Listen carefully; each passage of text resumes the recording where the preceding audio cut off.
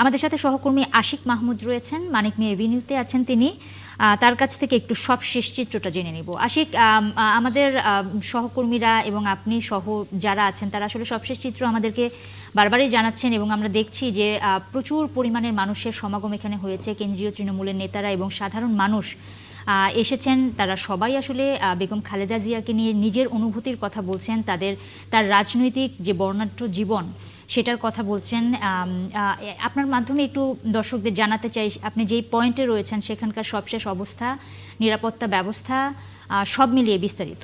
মানিক মিয়া এভিনিউতে রয়েছে এবং আমার সামনে নিশ্চয়ই দেখতে পাচ্ছেন আপনারা যে লাখ লাখ মানুষের সমাগম হয়েছে, মানুষের ঢল নেমেছে খালেদা জিয়ার এই জানাজায় শরীক হতে। ইতিমধ্যে সবাই কাতারবদ্ধভাবে দাঁড়িয়ে গেছে, আর অল্প কিছুক্ষণের মধ্যেই জানাজার যে মূল আনুষ্ঠানিকতা সেটি শুরু হবে। সব ধরনের প্রস্তুতি সম্পন্ন হয়েছে, লোকে লোকারণ্য হয়ে গেছে মানিক মিয়া এভিনিউ, সংসদ ভবনের দক্ষিণ প্লাজা, পশ্চিম প্লাজা এবং পূর্ব প্লাজার যে মাঠ, তিনটি মাঠ লোকে লোকারণ্য হয়ে গেছে।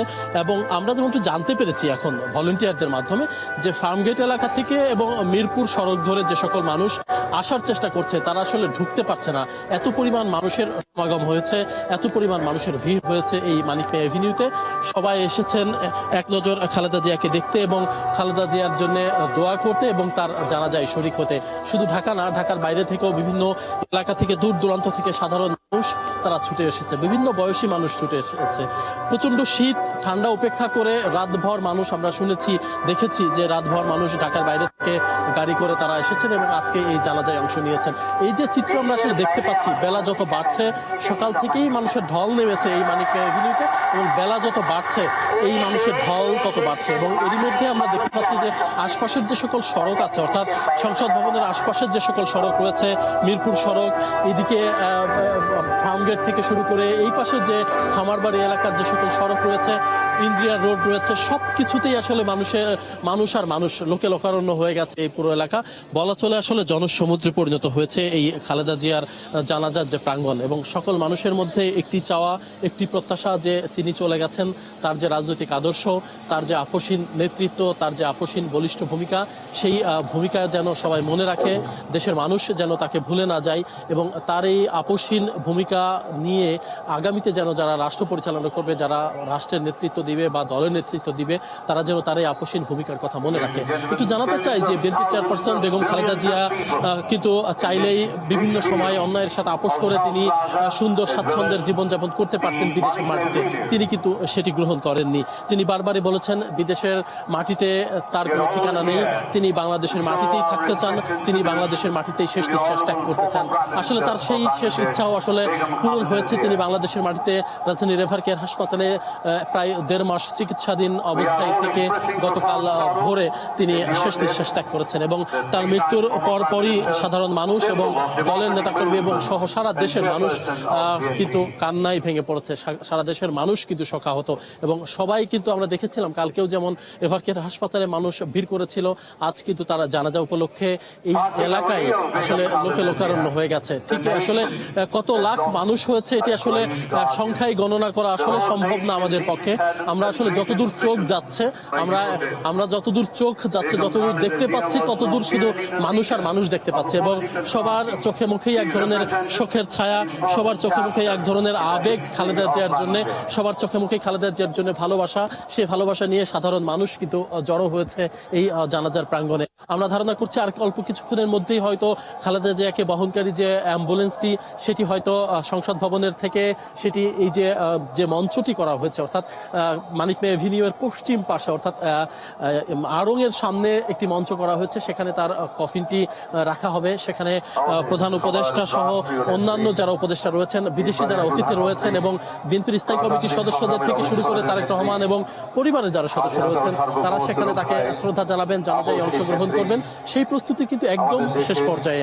আমরা হয়তো ধারণা করছি আর হয়তো অল্প কিছুক্ষণের মধ্যেই তার মরদেহটি এই মঞ্চে নিয়ে আসা হবে এবং নেতাকর্মীরা তাকে শেষবারের মতো শুভেচ্ছা জানাবেন, ভালোবাসা জানাবেন এবং তাকে শ্রদ্ধা জানাবেন। এবং সবাই সবার চোখে মুখে আমরা দেখতে পাচ্ছি যে যারা দূর দূরান্ত থেকে যে সকল মানুষগুলো এসেছে সকালে কনকনে ঠান্ডার মধ্যেও তাদের চোখে মুখে এক ধরনের মায়া, সবার চোখে মুখেই কান্নার ছাপ এবং সবাই কান্নায় ভেঙে পড়ছেন এবং বলছেন যে এই যে প্রধানমন্ত্রী তিনবারের প্রধানমন্ত্রী তিনি ছিলেন, তিনি আপসীন নেত্রী হয়ে বিভিন্ন সময়ে বিভিন্ন আন্দোলনে বলিষ্ঠ ভূমিকা রেখে চলেছেন এবং তিনি গৃহবধূ ছিলেন। রাজনীতিতে আসার তার কোনো ইচ্ছাও ছিল না।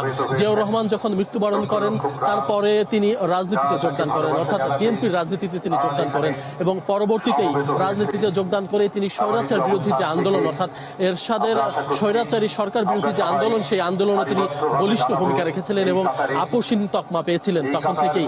এর পরবর্তীতে 1/11-এর সময় তাকে তার 2 সন্তান নিয়ে বিদেশে চলে যাওয়ার জন্য পরামর্শ দেওয়া হয়েছিল।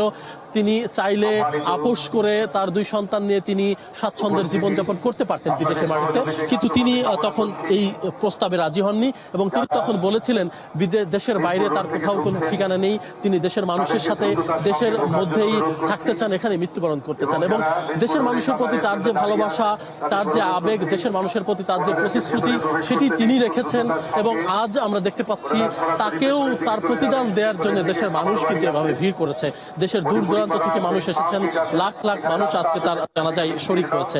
আসলে এত মানুষের সমাগম এখানে যারা এসেছেন তারা বলছেন যে নিকট অতীতে এত লাখ লাখ মানুষের সমাগম কোথাও তারা দেখেননি, কোনো জানাজায় তারা অংশ নিতে দেখেন। কিছুদিন আগে আমরা দেখেছিলাম এই সংসদ ভবনের দক্ষিণ প্লাজায় হাদির জানাজা হয়েছিল, সেখানেও প্রচুর মানুষ, লাখ লাখ মানুষ অংশগ্রহণ করেছে, কিন্তু সেই সকল কিছু আজকে ছাপিয়ে গেছে খালেদা জিয়ার এই জানাজাকে কেন্দ্র করে। সারা দেশের মানুষ আসলে সবার গন্তব্য আজকে এই সংসদ ভবনের দক্ষিণ প্লাজা, সংসদ ভবনের পশ্চিম প্লাজা এবং সংসদ ভবনের পূর্ব পাশের যে মাঠ, এই এলাকায় তারা কিন্তু ভিড় করেছে এবং সবাই বলছেন যে এই মুহূর্তে খালেদা জিয়ার চলে যাওয়া, খালেদা জিয়ার মৃত্যু দেশের জন্য যেমন অপূরণীয় ক্ষতি, বিএনপির রাজনীতির জন্য আসলে এক প্রকার অপূরণীয় ক্ষতি। কারণ দর্শক আপনারা জানেন যে সামনের অর্থাৎ আগামী ফেব্রুয়ারির 12 তারিখে জাতীয় নির্বাচন, সবার ধারণা ছিল যে এই জাতীয় নির্বাচনে খালেদা জিয়া অংশগ্রহণ করবেন এবং তিনি অতীতের মতো, এর আগেও আমরা যেমন দেখেছি তিনি নির্বাচনে অংশগ্রহণ করেছেন, যে কয়টি আসন থেকে তিনি নির্বাচনে অংশগ্রহণ করেছেন কোনোদিন তিনি পরাজিত হননি, অর্থাৎ নির্বাচনে অংশ নিয়ে পরাজিত হওয়ার রেকর্ড তার কখনোই ছিল না।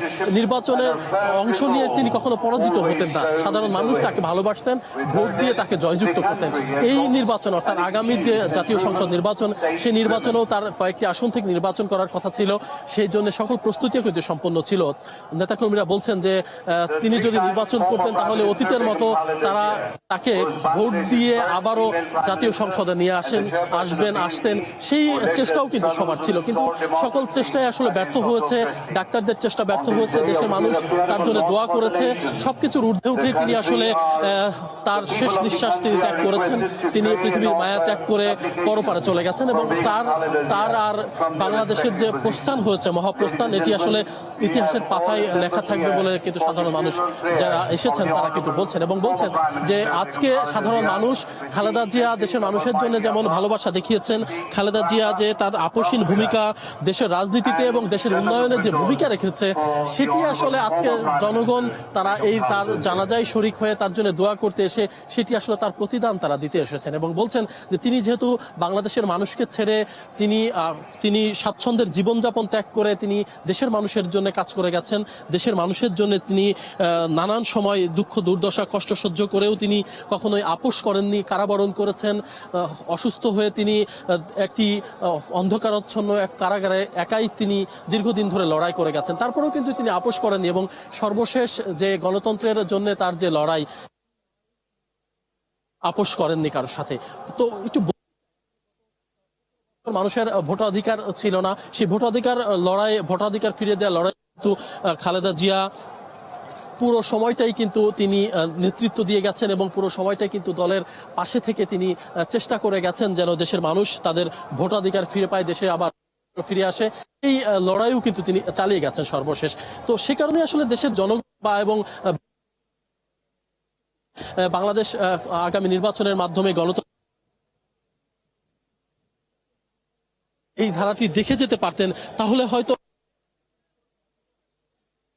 থাকতো না এবং এর পাশাপাশি খালেদা জিয়াও হয়তো সর্বশেষ গণতন্ত্রের ধারা এবং আগামী নির্বাচনের ফলাফল দেখে যেতে পারলে তিনিও হয়তো স্বাচ্ছন্দ্যে মৃত্যুবরণ করতে পারতেন, তারও হয়তো আর কোনো আক্ষেপ থাকতো না। তবে আসলে আজকে জানা যায় যে মানুষ হয়েছে, জানা যায় যে লাখ লাখ মানুষের সমাগম হয়েছে, সাধারণ মানুষ যেভাবে তাকে ভালোবাসা দিচ্ছেন, সেই ভালোবাসায় আসলে আজকে সবকিছুর ঊর্ধ্বে উঠে গেছে। তার যে অবদান সেটি তিনি রেখে গেছেন বাংলাদেশের মানুষের জন্য, সেই অবদান আজকে সারা দেশের মানুষ তাকে দিচ্ছেন। শুধু এখানে আমরা দেখতে পাচ্ছি যে যতদূর চোখ যাচ্ছে ততদূর শুধু মানুষ আর মানুষই দেখতে পাচ্ছি এবং এর পাশাপাশি ফার্মগেট থেকে শুরু করে মিরপুর সড়ক ধরে সকল এলাকা জুড়ে কিন্তু লোকে লোকারণ্য হয়ে গেছে এবং মানুষ আসলে ঢুকতে পারছে না ভেতরে, কারণ সবাই আমরা সামনের যে জায়গাটিতে রয়েছে, অর্থাৎ যে জায়গাটিতে জানাজার মঞ্চ করা হয়েছে, যে জায়গাটিতে প্রধান উপদেষ্টা সহ বিদেশি অতিথিরা থাকবেন, যেখানে তারেক রহমান পরিবারের সদস্যরা থাকবেন, ঠিক সেই কাছেই আমরা রয়েছি। সেখান থেকে আসলে সারিবদ্ধভাবে কাতারবদ্ধভাবে কিন্তু মানুষ দাঁড়িয়ে গেছে জানাজার প্রস্তুতি নিয়ে। সে কারণে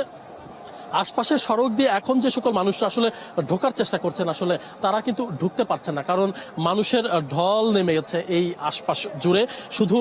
শুধু পুরুষ না, নারীদের জন্যও এই জানাজায় অংশগ্রহণ করার সুযোগ রেখেছে সরকার। এবং আমরা জানি সংসদ ভবনের যে দক্ষিণ প্লাজায় নারীদের জন্য জানাজায় অংশ নেয়ার শরিক হওয়ার সুযোগ রাখা হয়েছে। আমরা দেখতে পাচ্ছি দলে দলে নারীরা কিন্তু সেই জানাজায় শরিক হওয়ার জন্য সংসদ ভবনের দক্ষিণ প্লাজায় তারা যাচ্ছেন। একটু জানাতে চাই, গতকাল যখন আসলে এভারকেয়ার হাসপাতাল থেকে তার মৃত্যুর খবরটি আসে, সারা দেশের মানুষ যেমন শোকাহত হয়েছে, আমরা সারা দিনভর দেখেছি মানুষ এভারকেয়ার হাসপাতালে ভিড় করে কান্নায় ভেঙে পড়েছে এবং আজও সেই চিত্র আমরা দেখতে পাচ্ছি। সকাল থেকে দেশের দূর দূরান্ত থেকে মানুষ ছুটে এসেছে এক নজর তাকে দেখতে, তার জানাজায় শরিক হয়ে তার জন্য দোয়া করার জন্য, তাকে শেষবারের মতো শ্রদ্ধা জানানোর জন্য এবং তার যে অবদান, সেই অবদানটাকে তারা স্বীকার করার জন্য এই জানাজায় তারা শরিক হয়েছে। যদিও অনেকেই বলছেন, অনেকেই আক্ষেপ করে আমাদের কাছে কিছুক্ষণ আগেও বলেছেন যে তারা খালেদা জিয়াকে শেষবারের মতো একবার একটু দেখতে চান, কিন্তু আসলে এত মানুষের সমাগম হয়েছে, লাখ লাখ মানুষের সমাগম হয়েছে, কোনোভাবেই আসলে এই পরিস্থিতিতে মানুষকে দেখতে দেওয়ার সুযোগ আসলে রাখার সুযোগ নেই, যে কারণে কাউকে এখানে দেখার সুযোগ থাকবে না। জানাজায় অংশগ্রহণ শেষে, জানাজা শেষ হলে মোনাজাত হবে, দোয়া শেষ করে তাকে জিয়া উদ্যানে, অর্থাৎ সংসদ ভবনের পাশেই যে জিয়া উদ্যান, সেখানে স্বামীর কবরের পাশে তাকে সমাহিত করা হবে। সেই প্রস্তুতিও সম্পন্ন করে রাখা হয়েছে। এবং একটু জানাতে চাই যে তার মৃত্যুর খবরে সারা দেশের মানুষ যেমন শোকাহত হয়েছে, বাংলাদেশের বর্তমান অন্তর্বর্তী সরকার তারাও কিন্তু তাকে যথাযথ মর্যাদা দিয়ে তারা আজকের যে শেষ বিদায়, সেই বিদায়ে তাকে যথাযথ সম্মান দেওয়ার চেষ্টা করেছে এবং তার মৃত্যুর উপলক্ষে 3 দিনের রাষ্ট্রীয় শোক ঘোষণা করা হয়েছে সরকারের পক্ষ থেকে, আর আজকে সাধারণ ছুটি ঘোষণা করা হয়েছে, যাতে করে সারা দেশের মানুষ স্বাচ্ছন্দ্যে এই জানাজায় অংশগ্রহণ করতে পারে। সবকিছু বিবেচনায় নিয়েই কিন্তু এই সিদ্ধান্ত নেওয়া হয়েছে এবং 3 দিনের রাষ্ট্রীয় শোকের পাশাপাশি দলের পক্ষ থেকেও শোক ঘোষণা করা হয়েছে। একটু দেখতে পাচ্ছি যে আমরা এখন পর্যন্ত আর অল্প কিছুক্ষণের মধ্যে জানাজা শুরু হবে এবং এরই মধ্যে কাতারবদ্ধ হয়ে সাধারণ মানুষ কিন্তু দাঁড়িয়ে গেছে। গণতান্ত্রিক সংগ্রামের অবিস্মরণীয়